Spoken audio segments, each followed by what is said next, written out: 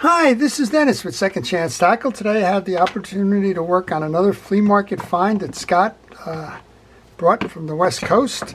This one is a Pflueger Capitol. It's a 1985, if I read the model number correctly.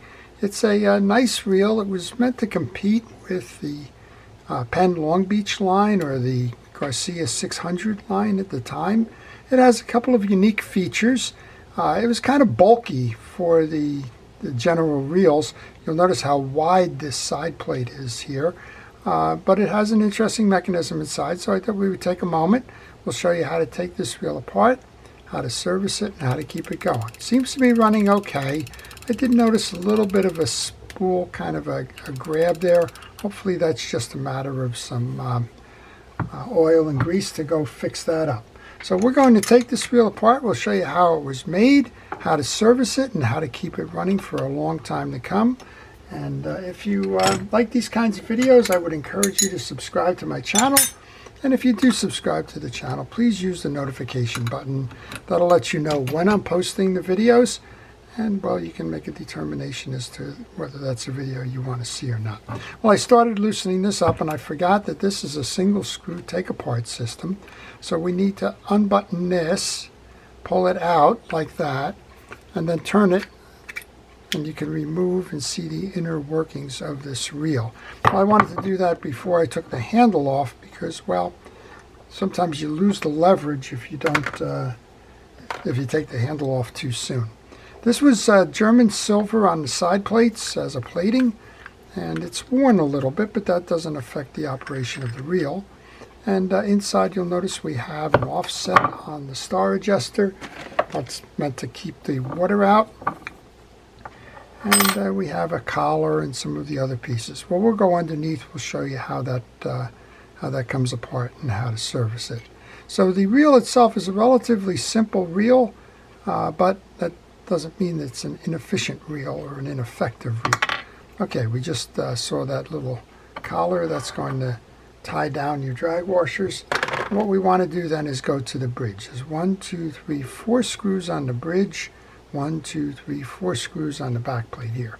There are some screws on this back plate that do not need to be removed, and just pay attention as you're taking your pieces and parts off as to which ones are which. So these are the bridge screws, the big-headed ones on the side plate. And I recommend, if you don't know the reel that you're working on, or if you just want to build your confidence up, if you will, but have a fail-safe, then go ahead and take pictures along the way. And use your cell phone, use a video camera. Hey, even take videos if you like. But use them as reference points, so that you know, in the event that you do get stuck on the way back in from a reinstallation, where to go. I'm taking the 4 side plate screws out and I'm laying them on my desk. I want to make sure that they're all the same size. If there's a short one or a long one, I want to note where that came from. In this case, all of those pieces are the same. And like I do with all the parts that I remove, I put them into a parts tray so that I know where they are when I go to find them. I do recommend that you have a system for the management of the parts that you take off. I really don't care what it is. There's a lot of different systems out there. But if you don't have that system, well, it can become problematic later. Those 4 bridge screws should allow me to remove the bridge now. Just going to push down. And that should just come right out. There we go. And also out with that is the pinion gear. And then this whole assembly, I think, comes off. That might be what the other screws are. This collar can come off. Just checking to see how it comes off here. There we go. I didn't think you had to pull those other screws.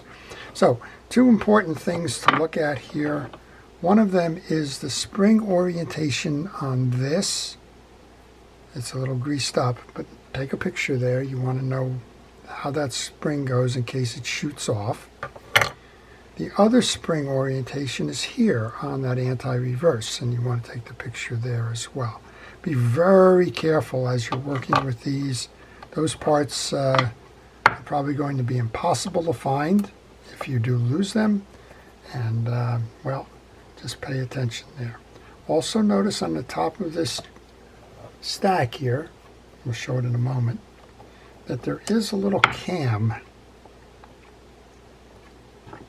This is a cam that's going to drive the automatic reset of the free spool.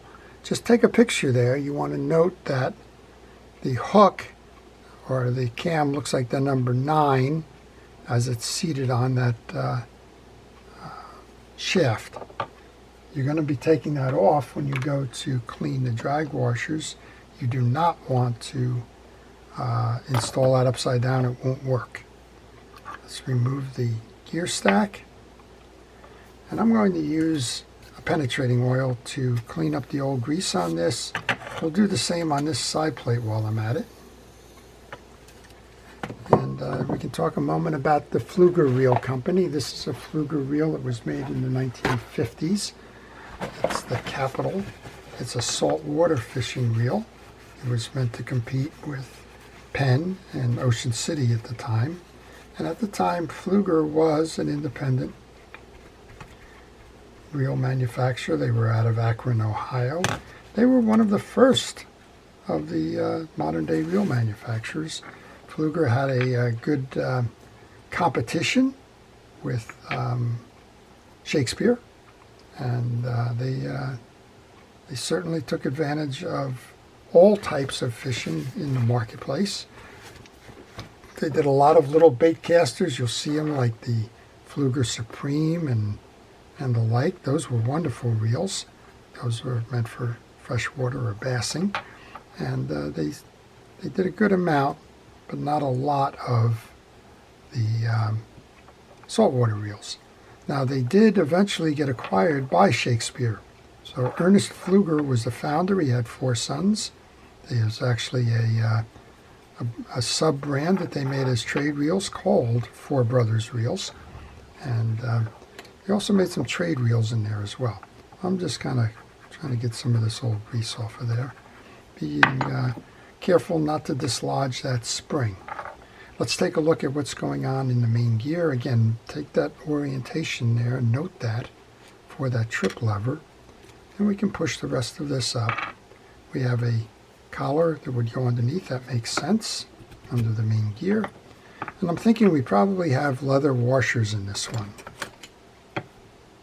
Now, this might be a case, I think it is a case, if you did need replacement washers, I think the Penn fishing reel washers will work in this. But we're going to hope that these are flexible enough that we don't need them. And they are. So as long as there's flex in that, all you need to do is keep these lubricated. To do that, I'm going to put some grease on. Now I'm using Cal's Universal Drag Grease here, and I'm using my gloved hand to spread that around to reset that. Before I do that, let's check the teeth. I did, but I didn't do it for the camera. Check the teeth, make sure that they're all uniform and that there's no dirt inside.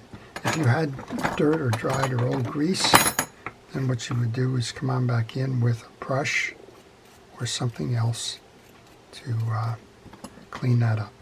We're in good condition with this one. I'm going to put that back on the stem, and then what we're going to do is we're going to make sure that the drag washers that we put back on, that glove isn't worth anything, is it? The glove that I have seems to have torn apart. Well, you want to make sure that they're separated. If they're sticking, then make sure that they're separated. Make sure that the metals are nice and clean like the one you just saw go on there. There's 3 metal washers. There's 2 of them that are keyed and one of them that has the points on it. The pointy one is called an eared washer. And there's going to be offsetting slots in the main gear that's going to house them. So you just need to locate where that housing will be. Right there. It looks like we didn't get that other one seated properly or all the way in. So let's go make sure we can do that. These are getting kind of stuck up a little bit.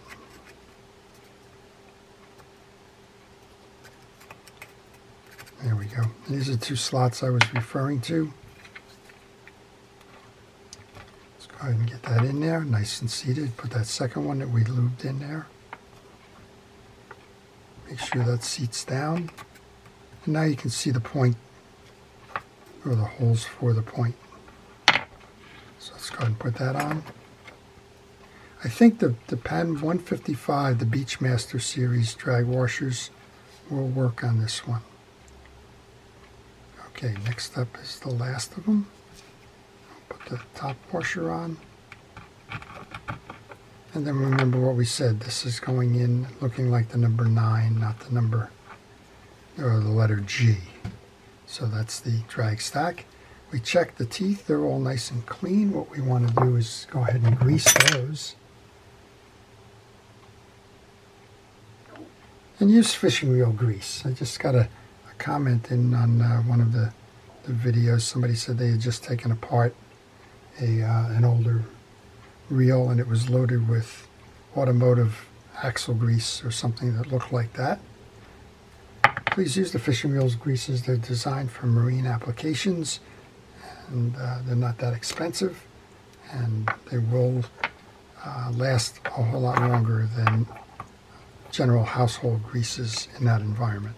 All right, we're going to put the post and the shaft together, push out the anti-reverse dog so that you can seat this fully. Right now it's not seated, you can see that. Just grab your pick, watch that spring, and just work that up.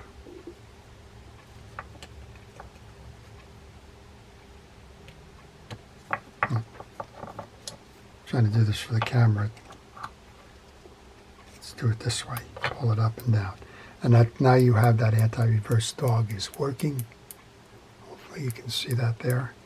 And that's the service of the main gear assembly. Over here, we have a series of springs and metal levers. You don't need to do anything about that. What you need to do is make sure that you're clear of the old grease. This one cleaned up nicely. This one looks to hold pressure on the side here so that it works square. We have a copper bushing underneath, so let's go get some grease in there. Let's get grease onto the fork that's going to hold that pinion gear, and then we'll do the same thing with the pinion gear here. We're going to inspect the teeth. These are very clean. Probably one of the issues with this is there was no grease. So sometimes you get dirty grease, sometimes you get too much grease, sometimes no grease. In all cases, it seems to benefit from a good cleaning and the relubrication and oil. You'll see that there's a slot on the back side here. That's going to go into the fork that is your jack. Seats like that. Now what we want to do is put that cover back on. This little wedge here, right there, that's got to be seated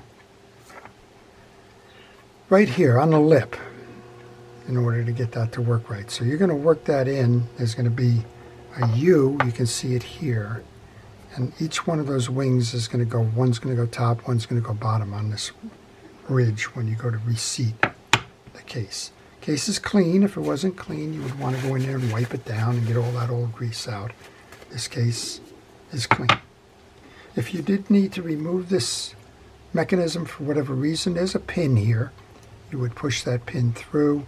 That would bring the rest of this assembly out. All right, this one's usually not a very good thing to do for the camera, if you will, but we'll do our best.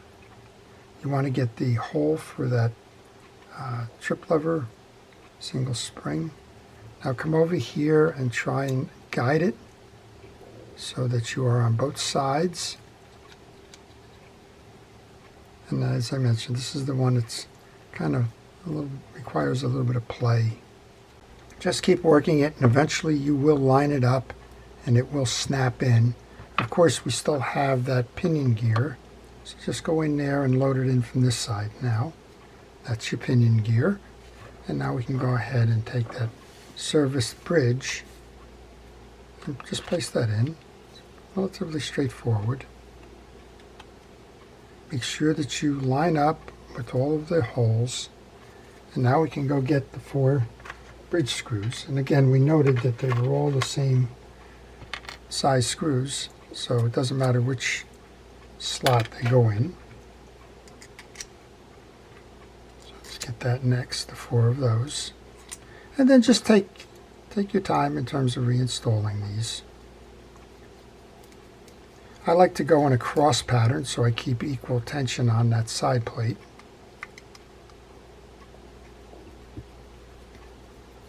Front and back, north and south.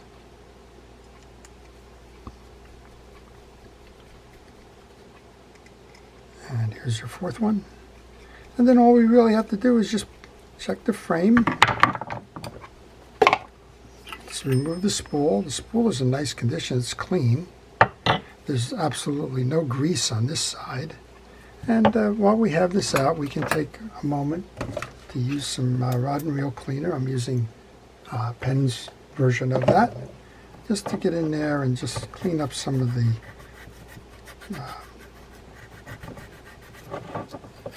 metal parts here. This one's overall in pretty nice condition. Scott's been doing a good job of finding some nice reels and great subjects for our videos. I'm going to use that fishing reel grease into the back spool holder, bearing, bushing, whatever this is back here. Go ahead and take the spool and insert that. And then make sure we put a little bit of grease onto the spool shaft. This has got that quarter turn to it, so let's put that on. And here what they do on this one is there's 2 reference marks on the side of this, if you didn't notice it on the way out. So what you want to do is you want to stabilize it, match up that first mark, and push and turn until you match the second mark here. It might be tough to see with that grease on it, but there's 2 marks on the case, 1 mark on the bezel. And once that's complete, tighten that up. We have the spacer, and we have the star adjuster. And the same thing here, there's a little bit of film and the like on that. So I'm using a kitchen scrubby pad and just some rod and reel cleaner on there. So we'll go ahead and put that back on now. Make sure when you put this on that it doesn't cross strip. I just had another comment come in. Somebody's been working on an ambassador, had it apart several times, and they think they finally figured out the problem, but now they've got a star adjuster that's not going on right. So please take your time, make sure that you're set all of the way. Okay, this one's getting a little bit hard. I'm trying to hold the post with my fingers. Try to do that until you can use the handle as the wrench to hold the post. And then just walk it down.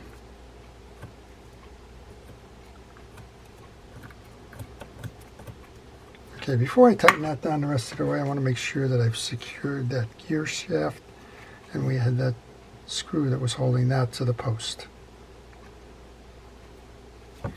Some of the older reels use this setup, some use E-clips. Penn uses a pin to hold it in. Regardless, you should try to remove that gear sleeve and to service underneath there, because a lot of greases can accumulate there. Now we're going to lock that down. I have the cap. So let's tighten that by hand. Do the same thing here. Just want to make sure that you're getting that threaded properly, and then you can use the wrench to tighten it the rest of the way. There is an oil port on the knob, so let's go ahead and use that if it's still functional. Oh, that one's not functional. We'll just, what we're going to do is just spray the base. Give it a spin. It's spinning fine. Yeah, that's locked in there. I wish we could, but we can't, so we won't. All right. Not much left here. We just want to give it a test, make sure all the pieces work, and then we'll get it back to Scott to take it fishing or display or whatever it is that Scott was going to do with that. Let's give it a turn, It's turning nice and easily. That makes sense because we've just done a complete cleaning and restoration. Let's make sure that we have the free spool by pushing the button down. We are in free spool. This is the cast control knob on this side. You can move it forward, tighten it to slow the speed, loosen it to increase the speed. There should just be a slight movement back and forth. That's the proper adjustment for these. And now we should have an automatic trip back up, which we do. So overall, a very nice reel. It's the Pflueger Capitol 1985, I think we said. 1985. All right, nice size reel. This one's ready to go fishing again. And I thank Scott for sending it in. I also want to take a moment to thank our first responders and essential personnel for their efforts in keeping us safe and healthy. And to everybody, I hope you enjoyed the video. I hope you enjoy the order of reel service. And hope you take the time to keep your reel service so that when it's time to take them fishing, they don't fail you. If you have an old one like this, well, it's a treasure. It's a treasure. It's a testament to what was made back in the day, but it's also very fishable. So don't be afraid to go out there, put a line on it, take it, get some funny looks from some folks along the way, but they will service you just as it serviced the generations, and if only reels could talk. So this is Dennis with Second Chance Tackle. Have a great day and keep your fishing lines wet and tight. Thanks for watching.